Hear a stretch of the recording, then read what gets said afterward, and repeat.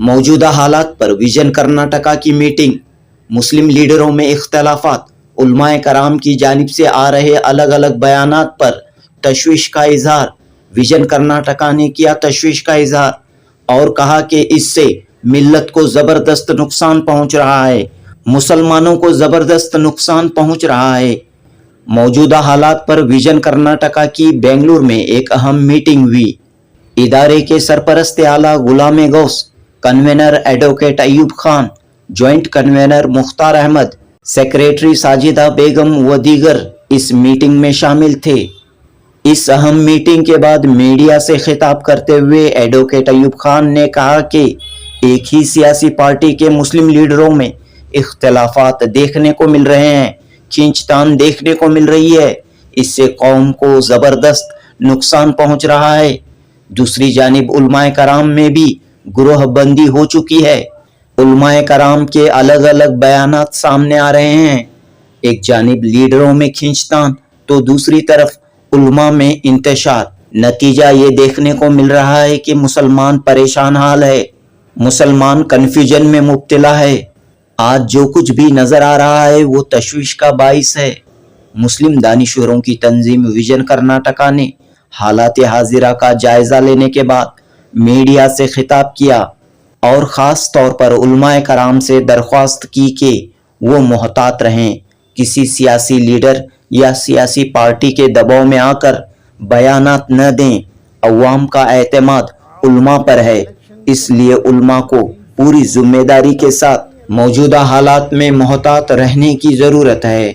Vision Karnataka की इस meeting में आने वाले जीबीए इलेक्शन और एसआईआर पर भी तबादिले ख्याल हुआ। जनूबी हिंद न्यूज़ रिपोर्ट।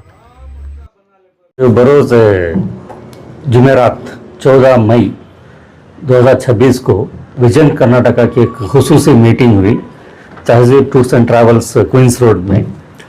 तो इस मीटिंग में 30 से 35 अफराद जो विजन कर्नाटका के मेंबरान रहे और कुछ काबिल लोग, तालीम आला तालीम याफ्ता जो समाजी सूझबूझ रखते हैं, सियासी सूझबूझ रखते हैं, इन तमाम अफराद ने मिलकर इस मीटिंग में शिरकत की और कुछ अच्छे तजावीज़ पेश किए जो कौम मिल्लत के लिए, मुसलमानों के लिए ख़ासकर उनके सियासी शनाख्त के लिए, उनकी बका के लिए ज़रूरी था। आजकल हम देखने में आ रहे हैं कि बहुत सारे इदारे अचानक से उभर आए हैं और मीटिंगें कर रहे हैं, प्रेस क्लब में कर रहे हैं, दूसरी जगह कर रहे हैं, सोशल मीडिया में बयानात दे रहे हैं और अलग अलग डायरेक्शन से काम कर रहे हैं। इसमें क्या हो रहा है, आवाम को कंफ्यूज हो जा रहे हैं, आवाम कंफ्यूज हो रही है कि क्या हो रहा है। इसमें ख़ासकर क्या है, जैसा हम जानते हैं कि हमारा जो इदारा है विजन कर्नाटका, ये रजिस्टर्ड इदारा है, बाकायदा रजिस्टर्ड है और हमारे इदारे का पूरे लोगों में एक ब्रोशर की तरह दिया गया है। तो इसमें हम ये इदारे में कौन कौन शख्सियात हैं इसके वाज़ेह तौर पर उनके तस्वीर के साथ, उनके नाम के साथ है। तो ये इदारा जैसा हमारे गुलाम गौस साहब ने बताया, इतने सारे प्रोग्राम्स किए हुए हैं। ये सिर्फ पेपर की हद तक इदारा बनकर नहीं है, जैसा गुलाम गौस साहब ने बताया, इतने सारे प्रोग्राम्स किए हैं जो मुसलमानों की सियासी समाजी शनाख्त के लिए और उनको खुद एतमादी के लिए, पुरवखार ज़िंदगी जीने के लिए जो करना है रहनुमाई करते हुए आ रहे हैं। और सब लोग पूरी रियासत कर्नाटक से भी वाकिफ़ है और हमारे गुलाम गौस साहब जो मज़ामी लिखते हैं वो ऑल ओवर इंडिया में छपते हैं, शाये होते हैं उर्दू अखबारात में और इवन दूसरे अरब ममालिक में भी इनके आर्टिकल्स उनकी मकामी ज़बान में भी शाये होते हैं और उनसे तबादला ख्याल करते हैं। तो विजन कर्नाटका, ऐसे इदारे और भी बहुत से हैं बेंगलोर में जो बरसों से अपनी अलग पहचान बनाए रखे हैं और वक्त बर वक्त जब भी इलेक्शन आता है, दूसरे कोई हवाई मसाल होते हैं, तब आकर वो पब्लिक में अपने कारकर्दगी बताकर कर रहे हैं। जैसे हम देखते हैं कि जब ये CAA NRC का मसला आया तो बहुत से इदारे इस मैदान में उतरे, अपने अपने तरीके से काम कर रहे थे, मगर सबका मकसद एक ही था, अंजाम एक ही था, मंजिल एक ही थी। और इसी तरह बहुत से इलेक्शन के टाइम पर जब वोटर्स का कार्ड बनना था और वोट डालने थे लास्ट जब इलेक्शन में, तब सब भी मुत्तहिद तौर पर अलग अलग काम करने के बावजूद भी मुख्तलिफ इदारे, उनका मंजिल एक था, मकसद एक था। अब देखने में क्या है कि मुस्लिम समाज के लोग हमेशा अपनी ज़िंदगी और मुस्तकबिल और इस्तेमाल मसाइल के लिए रहनुमाई के लिए हमारे माशरे के दो बावकार बाअसर तबक़ात की तरफ देखते हैं। एक तबक़ा है उलमा कराम का और दूसरा तबक़ा है सियासी कायदीन का।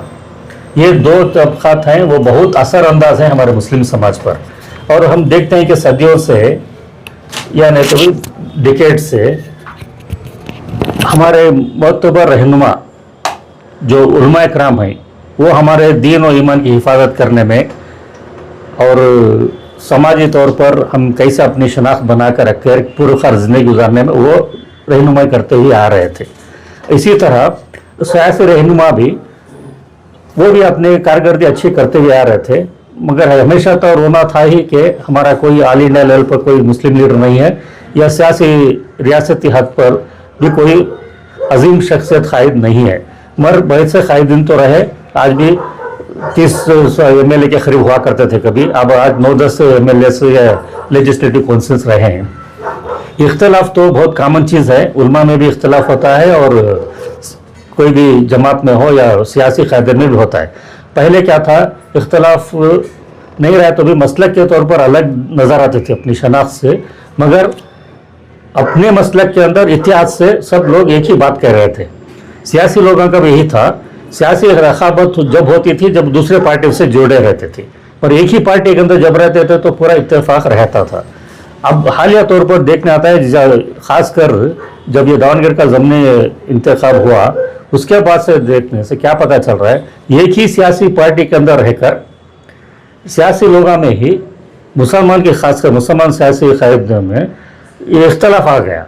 वो इतनी हद तक बढ़ गया कि वो अलग अलग ग्रुप बंदी करके अलग अलग प्रेस कॉन्फ्रेंस कर रहे हैं, अलग अलग बयान दे रहे हैं। उनके शागिर्द लोग भी अलग अलग एक दूसरे के ऊपर इल्ज़ाम लगाते हुए और उनके तस्वीर दिखाकर सोशल मीडिया में से भी बदनाम करने की कोशिश कर रहे हैं। इसी झमेले में क्या हो गया, हमारे उलमा कराम भी ग्रुप बंदी में आगे चुके हैं। चंद लोग एक सियासी कायद के पीछे जा रहे हैं, दूसरे कायद के पीछे जा रहे हैं। अब आवाम में फुल कन्फ्यूजन आ गया है कि ये इदारे कौन से हैं, कौन ये इदारे में ऑर्गेनाइज कर रही है प्रोग्राम्स करके। अभी जब हम देखते हैं तो वो इदारे को कुछ सिर्फ ऐसे अजीब अजीब नाम आ रहे हैं, नए नए नाम आ रहे हैं जो पहले कभी सुना ना देखा ना किसी ने समझा। कोई वक्ूटा बोलते हैं, राष्ट्रीय मुस्लिम वक्ूटा बोलते हैं, ये करते हैं, कहीं होटल में करते हैं। अभी और कोई एक बड़ा कन्वेंशन बोल के मुस्लिम कन्वेंशन ऐसा बता रहे हैं कि जैसे तमाम मुस्लिम इदारे जो जान पहचान के रजिस्टर्ड है ये सब मिलकर मुत्तहिद तौर पर उलमा सब मिलकर कर रहे हैं। ऐसा हरगिज़ नहीं हो रहा है, ये सिर्फ अपने सियासी पटुआ के साथ लेकर कोई ऐसे कन्फ्यूजन क्रिएट कर रहे हैं। इसलिए हमारा विजन करने का ख्याल ये है कि जो लोग हैं सियासी रखाबत में जो करना है वो हमेशा से चलता है, करने दीजिए उनको, मगर उलमा कराम को क्या एहतियात बरतना है, क्योंकि उलमा कराम को बहुत इज्जत मकाम मर्तबे से लोग देखते हैं और बहुत सूझ बचार के वो कोई फतवा देना बोले तो अचानक खड़े खड़े तो फतवा नहीं देते हैं, एक तरीके से करते हैं। कोई अर्जी देता है, लेते हैं, मजलिस से मुशावरा रखते हैं, उसमें फैसला लेने के बाद वो फतवे के पेपर के पे लिख के देना है, अलग में लिखेंगे तो वो किसी और से मंसलिक करके कुछ गलत बयान होता। इस तरीक़ेकार से वो जब मुफ्तियाँ रहकर मौलाना रहकर एहतिमाम से काम करने वाले, बड़े ताज्जुब होता है कि वो अचानक से अलग अलग प्रेस कॉन्फ्रेंस सब करते हुए जा रहे हैं, अलग अलग मौके पर अलग अलग सियासी कायदन की तरफदारी करते नजर आ रहे हैं। इससे आवाम बहुत मुंतशिर हो रही है। खुदा का वास्ता कि आप सियासी बसीरत हासिल करें, या नहीं तो जो दानिशवर लोग हैं, पढ़े लिखे हैं, जिस मैदान में इदारे काम कर रहे हैं, उनके साथ मिलकर साथ में अपने मशवरों से भी नवाजे। और अगर आप बोलना चाहते तो आप ही बोले, मगर पूरे इल्म मालूमात हासिल करने के बाद आवाम को रहनुमाई करना है और मुंतशिर नहीं करना है। तो इसलिए हमारे विजन कर्नाटक में आज की मीटिंग में तय पाया कि जो मसले अब उठ रहे हैं वो किसी भी जितने भी चंद मुस्लिम रहनुमा आजकल हैं, सियासी कायदीन हैं, उनके ऊपर कीचड़ उछालना, इल्ज़ाम तराशी करना, एक को बढ़ चढ़ कर पेश करना, दूसरे को गिरा कर पेश करने से किसी का कोई फायदा होने वाला नहीं, उल्टा यह नुकसान होने वाला है। इसमें क्या हो जाता है, जो वक़्त बड़ी मुश्किल से उन्होंने कमा कर एक लेवल तक आए हुए हैं, उसमें से भी उनको खतरा पैदा हो जाता है कि जो सियासी दूसरे पार्टियां हैं उनमें जो उनका मकाम मर्तबा था उसमें उनको डाउट क्रिएट हो जाता है।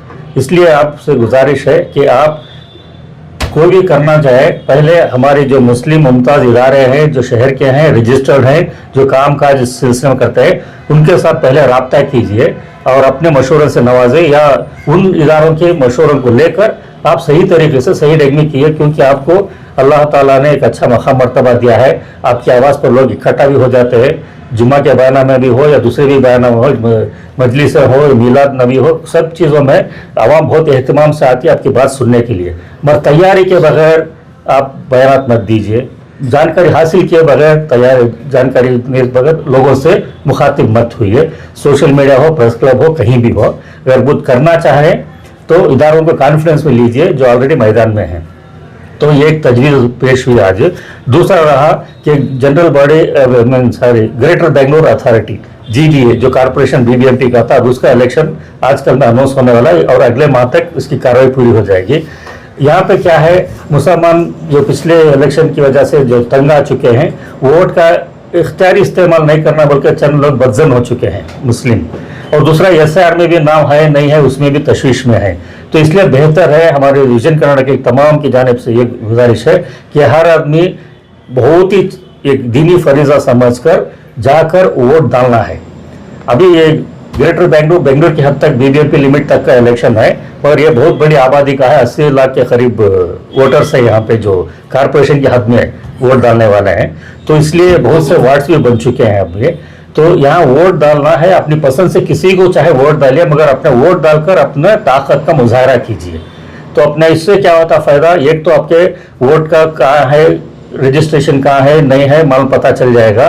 दूसरा SIR जब बनेगा तभी भी इस वोट डालने की बुनियाद पर आपको और मजबूत सबूत मिल जाएगा। तो किसी भी पार्टी के सूरत मत देखिए, क्योंकि ये सी कम्युनिटीज का एक अपने मोहल्ले का अपने एरिया का इलेक्शन है। ये यहाँ पे आपको जो सड़कें हैं, पानी का है, खंबे का है, बिजली का है, ये है, इसी मसाइल पे ये काउंसलर्स बनते हैं। अगर आप वोट डालेंगे तो वो आपकी इज्जत की निगाह से देखेंगे, जब आपकी कुछ एरिया के मसाइल है आप उनसे उसका हल तलाश कर सकते हैं। किसे वोट डालना चाहिए? यहाँ पे कोई सियासी पार्टी का सजेशन तो नहीं है, क्योंकि इससे कोई भी नया कानून तो बनने वाला नहीं है। जैसे रियासती असेंबली में कानून बनते हैं जो पूरी रियासत पे लागू होते हैं, जो आजकल जो मुसलमान के 4-5 मसाइल की शिद्दत से जो तस्करा हो रहा है, ये सभी स्टेट गवर्नमेंट रियासती हुकूमत से बनाए गए हैं। तो ऐसा कोई बनने वाला नहीं है। तो एक पार्टी को हद में फेवर में वोट डालो बोलने का भी नहीं, उसके मुखालिफ मत डालो बोलने का भी नहीं है। तो इसमें क्या है, ये काउंसलर का, कारपोरेटर का वोटिंग का है, तो खाली अपने एरिया के हद तक है। मगर कोई सेक्युलर आदमी जो आपसे राब्ते में है और जो आपके जरूरतों को पूरा कर रहा है, उसे वोट डालिए। तो इसके लिए आज गुजारिश क्या है, हर मुसलमान को अपने वोटर्स कार्ड का पक्का सबूत इकट्ठा कर किसी भी डालो, वोट डालो, अब दिखाओ कि हम वोट डालने में इतने लोगों का इम्पैक्ट पड़ता है समाज पर, लीडरों पर। उससे अगली बार इसका लाउड एंड क्लियर मैसेज जाएगा लोगों के लिए। ठीक है। और तीसरा एक है कि हम जनता की अदालत जो करते हुए आ रहे हैं, ये सही तरीका है किसी भी मिनिस्टर को या साहिब इख्तिदार को या मुफ्ती साहब को भी कि लोगों के दरमियान बिठाकर एक हमारा जनता की अदालत के कटखड़े में बिठाकर, जिस तरह कोर्ट में होता है इस तरह पे उसके खुद एहतसाबादी जॉब भी तलबी होती है। तो इस तरह का प्रोग्राम आइंदा करने वाले हैं, अनकरीब उसका ऐलान किया जाएगा। ये सही तरीका है, पब्लिक में हम बुलाओ, उनको एहतमाम से बिठाओ, इज्जत से बिठाओ और उनसे सवाल जवाब करो जो आवाम के सवाल आते हैं, कौम के सवाल आते हैं, मिलत के सवाल। ये जवाबदेही करने से उन्हें जिम्मेदारी से जवाब देते, नहीं तो जाने से प्रेस क्लब में बयान मान देकर निकल के चले जाते हैं। सही तरीके से उनका नहीं होता हिसाब किताब। तो इसलिए अनकरीब हमें जनता की अदालत फिर से शुरू करने वाले हैं और इंशाल्लाह अगले 8-10 दिन के अंदर ही उसका ऐलान किया जाएगा। उसके बाद दूसरे सियासतदान से भी रब्ता करेंगे जो बोलना चाहते हैं अपनी सफाई में, उनका भी करेंगे। उसके बाद उलमा का भी करेंगे जो मैदान में उतर चुके हैं, इस मैदान में जो बयानबाजी की है उनको भी बुलाएंगे, उनका सही मौक़िफ़ आम लोगों तक पहुंचाएंगे कि कौम एक तरीके से मुत्तहिद और खुद एतमादी के साथ जिए। अच्छा, उलमा के अस्सलाम वालेकुम। आज का जो प्रोग्राम हमारा विजन कर्नाटका का, अल्हम्दुलिल्लाह जैसा कि हमारे गौस भाई अयूब भाई बताए, सारे मसाइल उन्होंने बता दिए। मैं चाहता हूं कि जनता की अदालत ज़रूर होगी और कराया जाएगा। दाऊदगिरी के बाद जो मुसलमानों में और मुस्लिम रहनुमाओं में, लीडरों में, सियासतदानों में जो अफरा तफरी मची है, कंट्रोवर्सी कर रहे हैं, इसको हम अवाम में लेकर आएंगे। वो जवाब देंगे हमको। हम कठिन से कठिन सवाल करेंगे और वो जवाब देना पड़ेगा, वो अवाम के सामने आना पड़ेगा। ये जनता की अदालत ज़रूर होगी और बहुत जल्द होगी, जैसा कि अय्यूब भी बताए, अनकरीब होगी। हमें जो है इंशाअल्लाह जो लीडर तैयार हो जाता है पहले, हम उसी से जनता की अदालत कराएंगे और वहाँ सवालें होगी, जवाबें भी मिलेगी, अवाम भी वहाँ पर सवाल करेंगे। हम ही नहीं, एंकर ही नहीं, वहाँ पर जो अवाम आती है वो भी सवाल करेंगे, उनको भी वो जवाब देना पड़ेगा। तब हम समझते हैं कि ये लीडर हैं, ये कौम के सुनने वाले हैं, करने वाले हैं और हमारे वास्ते लड़ने वाले हैं। अगर वो जवाब नहीं देंगे तो ये समझता हूँ ये मैं कुछ कह नहीं सकता। लेकिन आज जो मुसलमान हैं 9 लीडर्स, यानी 9 शायद 9 है नहीं, 10 हैं। ये 10 ही जो है ऐसा लड़ रहे हैं, पता नहीं क्यों ऐसा हो रहा है। वो कई कह रहा है कि कोई अखबार में दे रहा है कि सिंगल लीडर हिजाब के लिए लड़ा है, कोई कह रहा है कि वो 3 फोटो डालकर उन्होंने लड़ा है। ये आपसी इख्तलाफात अवाम में बढ़ रहे हैं। मैं चाहता हूं कि तमाम मुस्लिम लीडरों ने इसे हल करने की कोशिश की होगी और ये मसला हल। और दूसरी बात यह है कि जनाब, ये जो है दाऊदगिरी के इलेक्शन से पहले जो इन्होंने 3 साल हुआ, क्यों नहीं ऐलान किया? यही काम वापस लेने का काम था ना। जो बीजेपी 22 में जो ऑर्डर दी थी, वो ऑर्डर जो है 23 में इलेक्शन हुआ, उसके 24 में ही ले लेना था। ये 26 तक क्या इंतजार कर रहे थे? ये शायद इनको मालूम हो गया था कि कांग्रेस हारने वाली थी वहां दाऊदगिरी में, बाय लक आ गई है ये। अब मुसलमानों को छोड़कर हम कुछ नहीं कर सकते, ये मसला रहा है। इसका मतलब दाऊदगिरी का इम्पैक्ट है। ऐसा नहीं कि वो अपने आप से दे दिए, अपना नहीं देते थे, शायद हो सकता नहीं भी देते थे, देते भी थे। अब इलेक्शन करीब आ रहा है, 28 में इलेक्शन है और दाऊदगिरी का इलेक्शन जो है इनको होशियार कर दिया। इसलिए मेरा कहना है कि हम जनता की अदालत करेंगे और जो लीडर पहले आएगा उसका हम करेंगे और वो खुलकर जवाब देना पड़ेगा। चलिए अल्हम्दुलिल्लाह। हमारे आज मैं विजन कर्नाटका की तरफ से यहाँ पे बात करने बैठी हूँ। अल्हम्दुलिल्लाह बहुत दिनों से हम लोग इस पे काम कर रहे हैं। 2019 में हमारा ऑर्गेनाइजेशन रजिस्टर होकर है ये, और तब से हम लोग लगातार काम कर रहे हैं इसके ऊपर। और जो भी इश्यूज हालात हाजिरा में जो भी इश्यूज आते हैं उसके ऊपर हम लोग मीटिंग्स करते हैं, मशवरे लेते हैं और उसे आगे बढ़ाने की कोशिश भी कर रहे हैं अल्हम्दुलिल्लाह। अब इस वक्त जो हमारा जो भी 3 एजेंडा जो प्रोग्राम था, आज उसके ऊपर डिस्कस हुई और एडवोकेट अय्यूब साहब ने उसके बारे में तफसीलात आप लोगों को बता चुके हैं आपको। तो इंशाल्लाह उसे इम्प्लीमेंट करने की हम कोशिश करेंगे और आगे भी उस बात को आगे फैलाने की भी कोशिश करेंगे ताकि लोगों में अवेयरनेस आ जाए।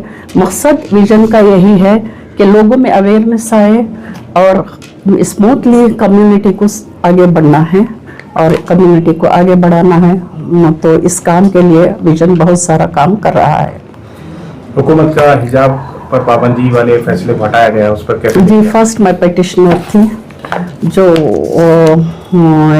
हिजाब के खिलाफ जो प्रोग्राम हुए थे उस पे फर्स्ट मैं पेटिशनर थी। बेंगलोर से मैं एक ही पेटिशनर हूँ। मैंने उसके ऊपर बहुत ज़्यादा आवाज़ उठाई थी, बहुत ज़्यादा आवाज़ उठाई थी। फैसले से कैसा महसूस करते हैं? तो अल्हम्दुलिल्लाह बहुत खुशी तो होती है हमें, लेकिन इसके साथ साथ एक दुख भी है कि हमारा ये हम लोगों को ना खुश होना था और ना ये काम होना ही नहीं था, क्योंकि हम ना कॉन्स्टिट्यूशन हमारा पूरा हमें हक देता है कि हमारा पूरा राइट है कि हमें कुछ भी पहन कर जाएं बुरखे पे कोई इतराज नहीं था इतने बरसों से आज तक कोई इतराज नहीं था। अभी जब बीजेपी गवर्नमेंट आई तो इसके ऊपर इतराज शुरू हो गया और ये जो बात नहीं थी उस बात को उन्होंने हाईलाइट किया सिर्फ अपने वोट के खातिर। और अब जो ऑर्डर आया है इसके बाद हमें लोगों को खुशी तो है, लेकिन तकलीफ भी इस वास्ते है कि हमारे हर छोटे बड़े काम को जो कॉन्स्टिट्यूशन में है इसको भी हमसे दूर किया जा रहा है। ये बहुत अफसोस की बात है, लेकिन खुशी भी इस बात की है कि चलो हमारे फेवर में ये फैसला आया। 3 साल के बाद ये फैसला आया है तो आप इससे बहुत तकलीफ की बात है, बहुत तकलीफ की बात है। जो फैसला बहुत जल्द होना था वो 3 सालों से 3 साल लगे। अस्सलाम वालेकुम। मैं हमारे शहर के रजिस्टर्ड इदारे विजन कर्नाटक की तरफ से बात कर रहा हूँ। ये इदारा ऐसे बाशऊर और बासलाहियत लोगों का इदारा है जिसमें सियासी माहिर, प्रोफेसर्स, जर्नलिस्ट, कालम निगार, पुलिस और मिलिट्री के officers, senior officers, doctors, engineers, advocates और सोशल वर्कर्स हैं। ये हजरात बग़ैर किसी इख्तिदार, ओहदे और माल के लालच के सिर्फ और सिर्फ मिल्लत मुस्लिमा और मुल्क की खिदमत के लिए मिलकर बैठते हैं, मसाइल पर गौर व खौज करते हैं, अमन से रहने के रास्ते तलाश करते हैं और जो नतीजे निकलते हैं उन्हीं मशवरों की शक्ल में आम मुसलमानों के सामने मीडिया के ज़रिए पेश करते हैं। हम लोगों ने बड़े बड़े सियासतदानों के साथ आपकी अदालत जैसे प्रोग्राम किए हैं और उनकी कारकर्दगी पर सवालात किए हैं और उनसे जवाबदेही मांगी है।